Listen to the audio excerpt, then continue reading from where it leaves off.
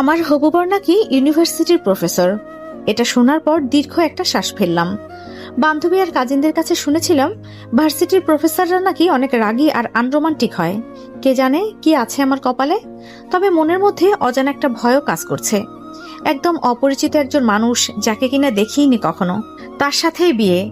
Professor type একজনকে স্বামী হিসেবে মেনে নিতে হবে, ভাবতেই গলা শুকিয়ে কাটকাট অবস্থা। এগুলোই ভাবছি আর একা একা বিড়বিড় করতে করতে তৈরি হচ্ছি। আমি রোদেলা। হঠাৎ কলিং বেলের আওয়াজ শুনে একটু থমকালাম। নিশ্চয়ই কাঙ্ক্ষিত মানুষটি এসে গেছে। কপালের টিপখানা দিয়ে সাজ পূর্ণ করলাম। ড্রয়িং রুম জুড়ে দুই পরিবারের হাসি আড্ডায় এক মিলন মেলা সৃষ্টি হয়েছে। জাফর তালুকদার বলে উঠলেন, আড্ডা তো অনেক হলো, এবার আমার হবু বৌমাকে ডাকুন। শুভ্রর মা আমাকে পাগল করে দিচ্ছে আপনাদের মেয়েকে দেখার জন্য। কেন করব না? আমার একমাত্র ছেলের বউ হতে যাচ্ছে সে, আমারই তো দেখতে হবে তাকে। রহমান খান হাসতে হাসতে আয়শা খানকে বললেন, মেয়েকে নিয়ে এসো, ওনাদের আর অপেক্ষা করিও না। শুভ্র, কেমন আছো তুমি? শুভ্র মুস্কি হেসে বলল, জি আঙ্কেল, ভালো আছি।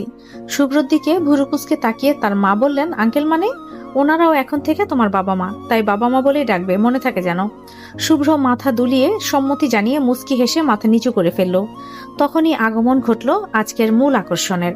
হালকা গোলাপি রঙের জামদানি শাড়ি পরে শাড়ির আঁচলটা চাদরের মতো জড়িয়ে নিয়ে চুল খুলে রেখেছে রোদেলা। বাড়াবাড়ি কোনো সাজ নেই। চোখে হালকা কাজল, ঠোঁটে হালকা গোলাপি বর্ণের লিপস্টিক আর কপালে কালো টিপ। স্নিগ্ধ সুন্দরী বাঙালি রমণী যেন।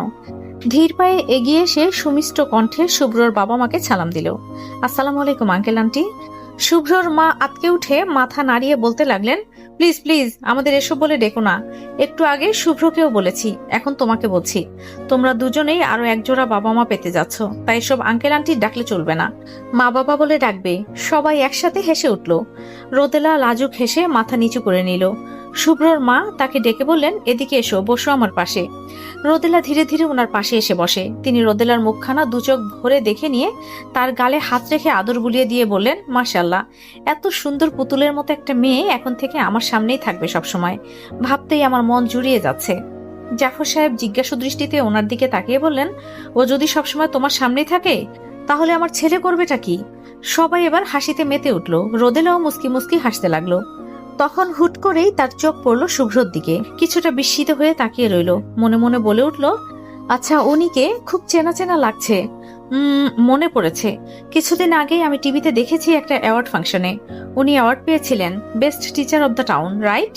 ও মাই গড, উনি আমার ক্রাশ। আমি বিশ্বাসই করতে পারছি না। তার মানে ইনি আমার হবু স্বামী?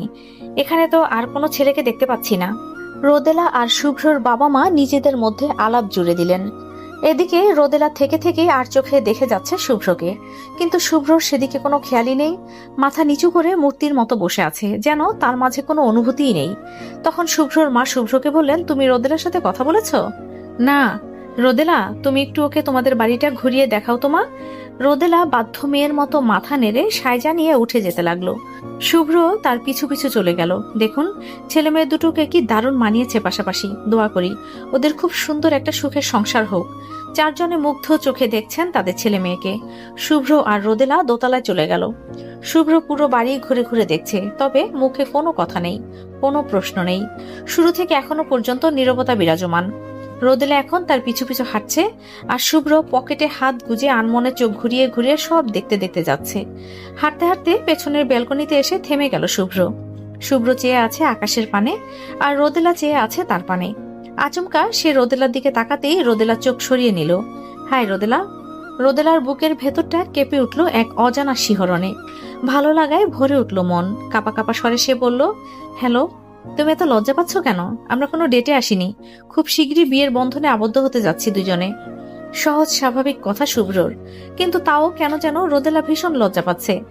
আর শুভ্রর গলার স্বরই যথেষ্ট একটা মেয়েকে ঘায়েল করার জন্য। সেই মোহনীয় কণ্ঠে শুভ্র আবারও বলতে শুরু করলো, বাই দ্য ওয়ে, তোমার স্টাডি কেমন চলে? সঙ্গে সঙ্গেই সব লজ্জা আর ভালো লাগা উড়ে চলে গেল রোদেলার। সে তো কিছুক্ষণের জন্য ভুলেই গেছিল যে তার হবু স্বামী একটা আনরোমান্টিক কাঠখোট্টা প্রফেসর। তাই কপাল কুঁচকে বিরক্তির সুরে সে বলল, ভালো চলে? এটা কি ধরনের এক্সপ্রেশন? তার মানে তুমি ভালো করে পড়াশোনা করো না, আর তোমার পড়াশোনা ভালো লাগে না। লিসেন রোদেলা, বিয়ের কথা ভেবে অতি উৎফুল্ল হয়ে একদম সময় নষ্ট করবে না। তোমার অবশ্যই স্টাডিতে মনোযোগ দিতে হবে। আর কাল আমি তোমাকে শপিংয়ে নিয়ে যাব, তোমার যা যা লাগে সব কালকেই কিনে দেব। তারপর বিয়ের অনেক দিন বাকি আছে, সেই সময়টাতে শুধু স্টাডি আর study. No friends, no gathering, কারণ এগুলো তোমার স্টাডিতে এফেক্ট ফেলবে বাজেভাবে। আমি চাই না এসবের জন্য তোমার পড়াশোনার কোনো ব্যাঘাত ঘটুক। Got it? এক হাত পকেটে গুজে আরেক হাত নাড়িয়ে নাড়িয়ে সিরিয়াস মুখ করে কথাগুলো বলল শুভ্র। রোদেলা চোখ বড় বড় করে স্তব্ধ হয়ে শুধু শুনে গেল। তারপর কথা শেষ হলে মাথা নেড়ে আলতো স্বরে বলল, কান্না পাচ্ছে তার। এত আনরোমান্টিক একজনকে সে বিয়ে করতে যাচ্ছে। মনে মনে ভাবছে, দেখে আমার হবু স্বামী মনে হচ্ছে না, মনে হচ্ছে আমার ইউনিভার্সিটির টিচার। এত সুদর্শন চেহারাটাও বিরক্ত লাগছে দেখতে। পরের দিন রোদেলার বাড়ির সামনে গাড়িতে হেলান দিয়ে দাঁড়িয়ে অপেক্ষা করছে শুভ্র। রোদেলা ছুটতে ছুটতে এলো তার কাছে।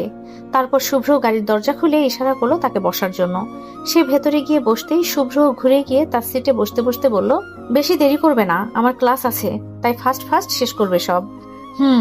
বিরক্তি নিয়ে বলল সে। মনে মনে বিড়বিড় করছে, আসারই বা কি দরকার ছিল, বাজে লোক একটা, আমার সব আশা শেষ করে দিল।